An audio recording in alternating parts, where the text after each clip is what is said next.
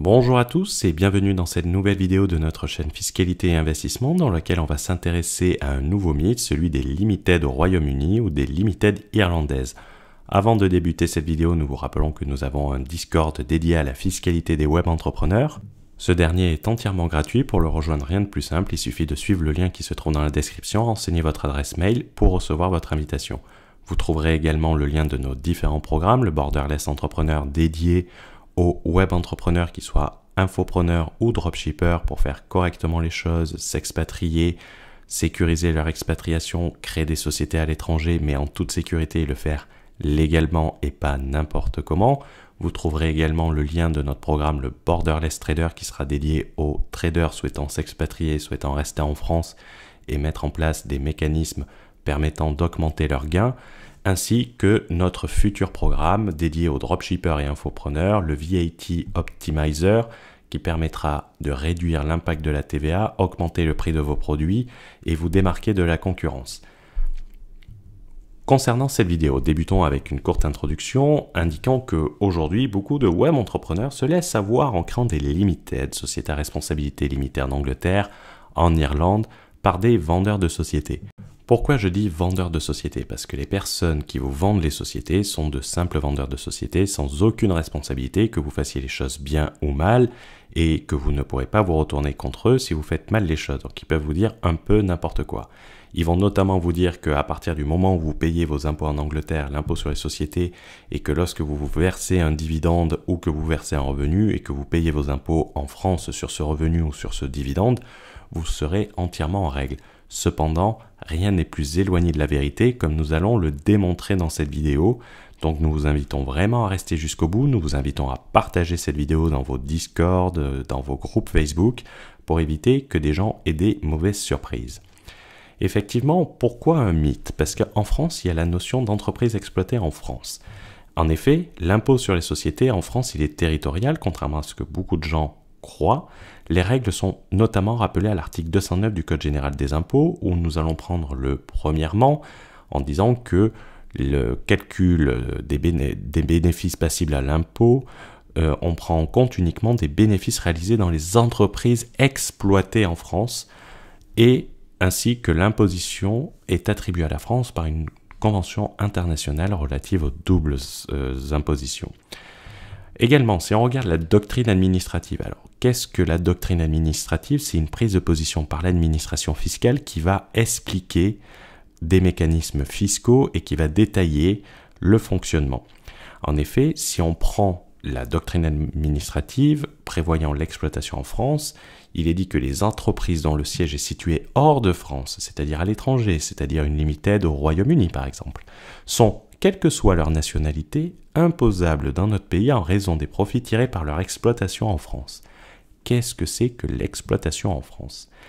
En effet, conformément à la jurisprudence est des décisions de justice, des cours d'appel ou du Conseil d'État, et aux précisions apportées également par la doctrine administrative, celle qu'on vient de voir, la notion d'exploitation au sens du premièrement de l'article 209 du CGI s'entend de l'exercice habituel d'une activité qui peut soit s'effectuer dans le cadre d'un établissement autonome, ça va être une succursale, ça va être un bureau, soit être réalisé en l'absence d'établissement par l'intermédiaire de représentants sans personnalité professionnelle indépendante ou encore résulter de la réalisation d'opérations formant un cycle commercial complet, ce que nous avions vu dans les conditions générales de vente de Nabila. On vous mettra le lien de la vidéo pour que vous puissiez la regarder.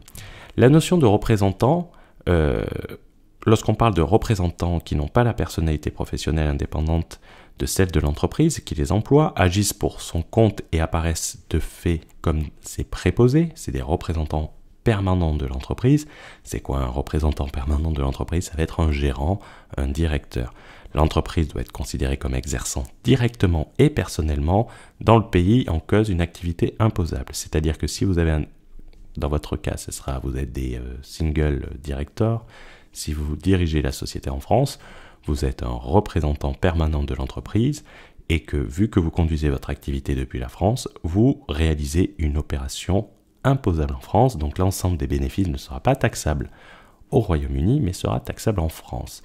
Un actionnaire, dirigeant de la société, est un représentant permanent de l'entreprise. Maintenant, dans l'article 209, il parle également des conventions fiscales. Donc on va s'y intéresser un peu à ces fameuses conventions fiscales internationales, car on sait que les autres web entrepreneurs de la fiscalité ne savent pas ce que c'est, ne savent pas les lire, c'est pas leur faute, c'est pas leur métier, donc on peut pas leur jeter la pierre.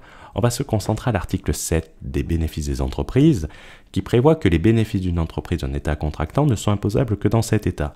Sous-entendu que si vous avez une entreprise anglaise, les bénéfices ne pourront être taxables qu'en Angleterre. Là, vous êtes rassurés. La majorité des web entrepreneurs vont vous dire ça et ne vont même pas aller plus loin. Mais si, on continue la phrase, à moins que l'entreprise n'exerce son activité dans l'autre État contractant par l'intermédiaire d'un établissement stable qui est situé, c'est-à-dire que à ce moment-là, le bénéfice sera imposable en tout ou partie dans l'État où se trouve cet établissement stable. C'est-à-dire qu'à partir du moment où vous contrôlez depuis la France une société étrangère, hors LLC car c'est des sociétés de personnes, hors LLP car c'est des sociétés de personnes également, dans la majorité des cas, on va dire 99,9%, vous aurez un siège de direction en France et donc un établissement stable en France, n'ayant pas de substance, n'ayant qu'une boîte postale en Angleterre. L'ensemble du bénéfice sera taxable en France. Ça a déjà été jugé des dizaines de fois et ce depuis 1970. Votre société devra donc être enregistrée au RCS comme société étrangère et vous devrez déclarer les profits en France et non en Angleterre et vous payerez l'impôt en France et non en Angleterre. Nous rappelons que les règles de calcul sont les règles françaises comme indiqué dans l'article 209 qu'on a mis au tout début de cette vidéo, c'est-à-dire que vous ne pourrez pas par exemple tout passer en frais car ce sera les règles comptables et les règles fiscales du pays dans lequel vous dirigez votre société qui s'appliqueront. Donc, ce sera exactement comme avoir une SAS. Donc, en gros, avoir une limited anglaise, irlandaise, hongkongaise, maltaise, estonienne, en les contrôlant depuis la France, c'est une imposition en France. Autant avoir une SAS, cela va vous coûter beaucoup moins cher. C'est pourquoi, dans notre vidéo où incorporer sa société offshore, on voit qu'en fait, la meilleure solution quand on vit en France, ça reste quand même la SAS. Certains pays, même ayant une fiscalité territoriale, on va prendre le cas du Panama par exemple, car on a souvent entendu sur Internet, oui, il suffit de créer une société offshore au Panama il suffit de résider au Panama et avoir une société offshore, comme ça on n'est pas imposable.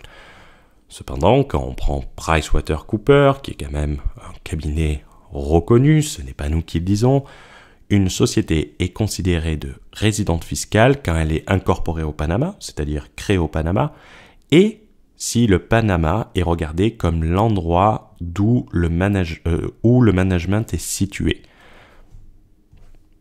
Ils disent également que le Panama suit les règles de l'OCDE en matière d'établissement stable, le PI en anglais, et donc que le revenu généré à travers un établissement stable ou un fixed place of business est le revenu obtenu par l'établissement stable, comme s'il avait été réalisé comme une entité séparée. Voilà, même dans les pays à fiscalité territoriale, vous avez ces règles.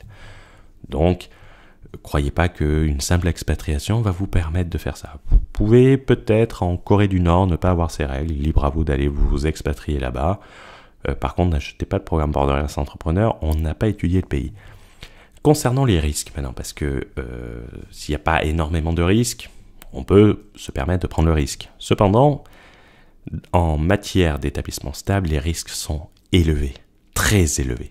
Ça va être une taxation d'office. Qu'est-ce que c'est une taxation d'office? C'est qu'en fait, on va vous dire, on vous taxe à 1 million. À vous de prouver que votre chiffre d'affaires et votre bénéfice est moindre, mais on vous taxera sur le montant qu'ils veulent.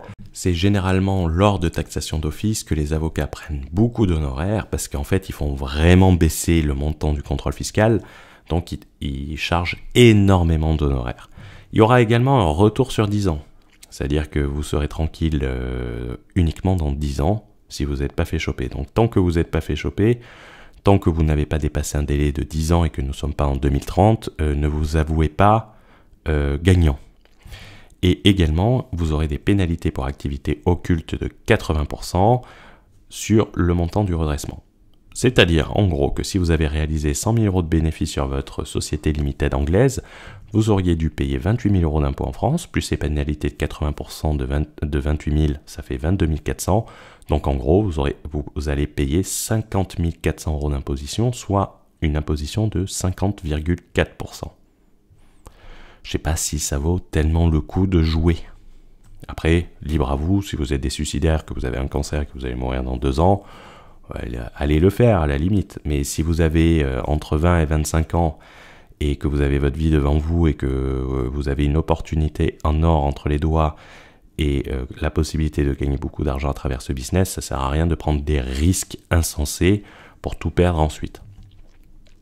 Les moyens de défense, car il y a des moyens de défense et tout le monde peut parler du droit à l'erreur. Effectivement, dans une affaire d'une Française détenant une société luxembourgeoise contrôlée depuis la France, le Conseil d'État, dans l'affaire Edimprint, qui est en date du 18 mars 2019, donc qui n'est pas une affaire ancienne, a retenu que le droit à l'erreur n'était pas applicable en raison d'un taux d'imposition bien inférieur à la France et que la fraude avait été avérée, que donc les pénalités de 80% et le délai de reprise de 10 ans étaient applicables. Pour mémoire, la preuve du caractère occulte est présumée apportée, ça veut dire que c'est à vous de prouver le contraire, dès lors que le contribuable ne s'est pas acquitté de ses obligations déclaratives. C'est à partir du moment où vous n'avez pas déclaré les bénéfices de votre société, c'est une activité occulte.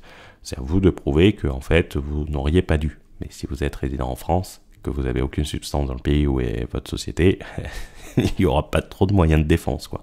Pas de bras, pas de chocolat, quoi. Sans que l'administration soit tenue de démontrer de surcroît que votre comportement révèle une intention de dissimuler votre activité. Elle n'a rien à prouver, elle a juste à dire « vous n'avez pas rentré vos déclarations ». Cependant, il a été retenu dans une affaire similaire concernant une société en Espagne contrôlée depuis la France, c'était une société de vente de fruits, que vu que l'impôt sur les sociétés était supérieur en Espagne, le contribuable avait commis une erreur de bonne foi pour échapper aux pénalités de 80% d'activité occulte. La solution a été étendue ensuite dans une affaire en 2018 concernant le délai de reprise. C'est-à-dire qu'à partir du moment où vous allez implanter votre société dans un pays où l'imposition est supérieure à la France, on va retenir votre bonne foi et on pourra appliquer le droit à l'erreur. Cependant, comme vous le savez, vous n'allez pas créer une société hors de France pour payer plus d'impôts que si vous étiez en France. Donc si vous allez vous installer en Irlande, c'est pour le 12,5%, et si vous allez vous installer en Angleterre, c'est pour le 19 à 21%. Il me semble que c'est ça le taux d'imposition en Angleterre. Qu'est-ce que nous voyons dans le programme Borderless Entrepreneur et en quoi il peut vous aider? On va voir toutes les définitions légales de l'établissement stable. Ça, c'est unique sur le marché, c'est normal, les autres ne savent pas ce que c'est. Les éléments constitutifs pour savoir quand vous avez un établissement stable et quand vous ne l'avez pas, c'est-à-dire quand votre société va être taxable et quand elle ne va pas être taxable. On va voir également la territorialité de l'impôt sur les sociétés françaises, car uniquement les bénéfices d'une entreprise exploitée en France sont imposables en France, c'est-à-dire que vous pouvez avoir une société en France qui n'est pas imposée en France. Attention, ce n'est pas si simple que ça. On va également voir comment lire, comprendre une convention fiscale internationale, et on verra pourquoi Google France n'a pas été considéré comme un établissement stable de Google Irlande dans un cas pratique, une étude pratique qui vous permettra de mieux comprendre facilement et de mieux maîtriser ces règles. Il n'est de bonne compagnie que celle qui se quitte, donc c'est la fin de cette vidéo. Nous rappelons que pour ceux qui veulent bien faire les choses, s'expatrier correctement, créer des business correctement, nous vous invitons à rejoindre le Borderless Entrepreneur en suivant le lien qui est dans la description. Et on vous rappelle que c'est en écoutant n'importe qui que nous faisons n'importe quoi. Bonne journée à vous et on se retrouve dans une prochaine vidéo. Ciao, ciao.